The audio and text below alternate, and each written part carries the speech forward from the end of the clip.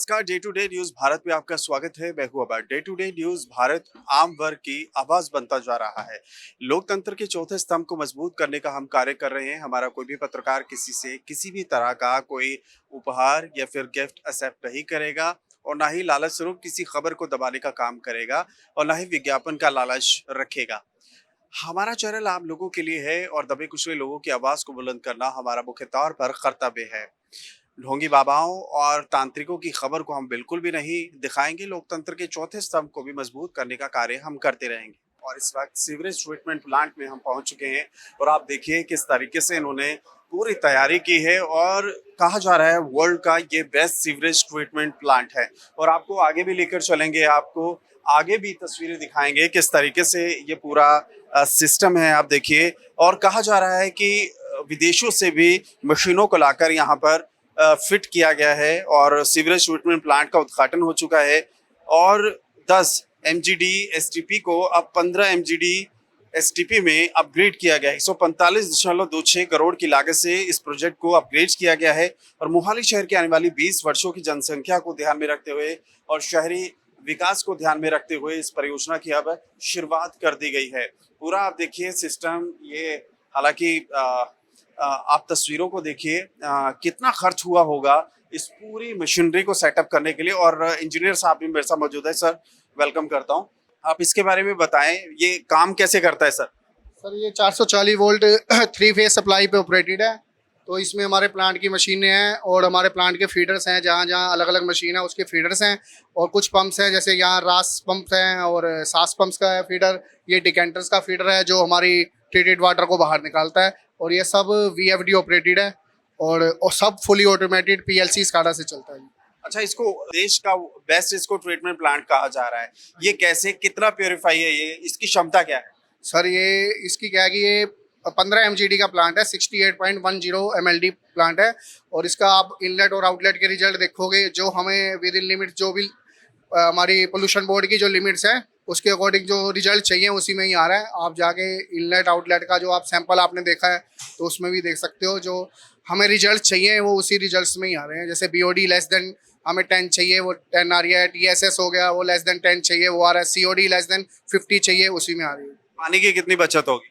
पानी की सर यहाँ क्या है कि जितना पानी है हमारे जो प्लांट में, जितना सर्विस वाटर पानी जहाँ पे यूज़ करना है, फ्लशिंग एरिया में यूज़ करना है, जैसे हमारे स्टाफ क्वार्टर्स हो गए, एडमिन बिल्डिंग हो गए, बाकी सोलर पैनल की क्लीनिंग के लिए ये वहाँ पे ये पानी यूज़ कर रहे हैं। उसके बाद इस 15 MGD में से 5 MGD पानी हम इसको दोबारा tertiary treatment plant, ultra filtration plant लगाया हुआ है, उससे भी उसको ट्रीट कर रहे हैं। फिर उसके बाद ये पानी हमारा एक स्टोरेज टैंक में स्टोर होता है। फिर पंपिंग करके हमने यहाँ टैंकर फिलिंग की लाइंस दे रखी है, जिससे ये पानी आगे अगर हमें कोई इमरजेंसी में कहीं हमें पानी की जरूरत है सर्विस वाटर की, वो हम यूज़ कर सकते हैं। मोहाली में इस प्रोजेक्ट की शुरुआत हुई। आपको लगता है कि अगर पंजाब में और जगहों पर इस तरह का सेटअप हुआ इस परियोजना से, बहुत ज्यादा पंजाब का पानी बचेगा? सर हाँ जी, ये वाटर सेविंग, जो हम वाटर जहाँ पे हमें ड्रिंकिंग वाटर की जरूरत नहीं है, जैसे एग्रीकल्चर में हो गया, पर्पस हो गया, वॉशिंग सेंटर हो गए और कूलिंग टावर हो गए, वहाँ हम ड्रिंकिंग वाटर यूज़ कर रहे हैं। अगर हम, और गार्डनिंग हो गया, वहाँ पे भी हम बोरवेल लगा के यूज़ कर रहे हैं। अगर हम ये वाला पानी यूज़ करें ना, तो हमारा एक तो जो ज़मीन वाला पानी है उसकी भी सेविंग हो जाएगी और साथ में जो ये वाटर हम निकाल रहे हैं उसकी हम रिसाइकलिंग करके यूज़ भी कर सकते हैं।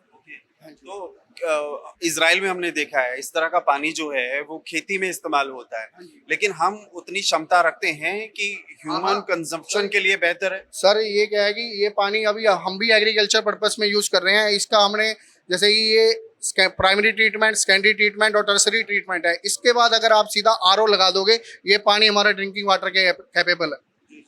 मुझे ये समझाएं, यहाँ पर ये समरी आ रही है सर, मैं चाहूंगा आप ये समरी के बारे में बताएं दर्शकों को। यहाँ पे आ जाइए सर, कोई बात नहीं, समरी के बारे में बताएं, ये क्या सिस्टम कैसे वर्क करता है? सर ये है हमारा सास पंप है, ये है हमारा मल्टी फंक्शन मीटर।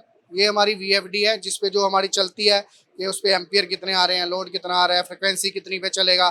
जैसे अब ये वोल्टेज फेज 2 न्यूट्रल बता रहा है, 239 वोल्ट आ रहा है। जो अगर ये लोड, जब इस पे, अभी ये पंप ऑफ कंडीशन में है, जब ये पंप ऑन चलेगा, जैसे मैं ये ऑन करके दिखा, तो ये पंप जैसे चलेगा, ये इस पे एम्पियर आ जाते हैं, ये कितना किलोवाट का लोड ले रहा है, कितनी एनर्जी कंज्यूम कर रहा है, ये सब इस पे आ जाता है। और ये इसमें हम अगर अपने पंप की हम स्पीड कम ज़्यादा करना चाहें वो भी कर सकते हैं।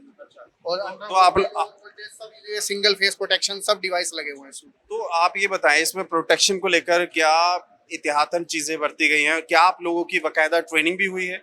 हाँ जी सर। हाँ, मैं खुद इस कंपनी में मेरे को 2013 12-13 साल हो गए इस कंपनी में मैं काम कर रहा हूँ और electrical and automation engineer field में ही। ये पंजाब सरकार के अंडर नहीं है यानी? ये गमाडा का प्रोजेक्ट है, ये पंजाब में ही आता है। हाँ जी, जो इसको फर्म है जिसने इसको कंफर्म किया है वो Girdhari Lal Agarwal contractor private limited, वो हरियाणा पंचकुला की कंपनी है।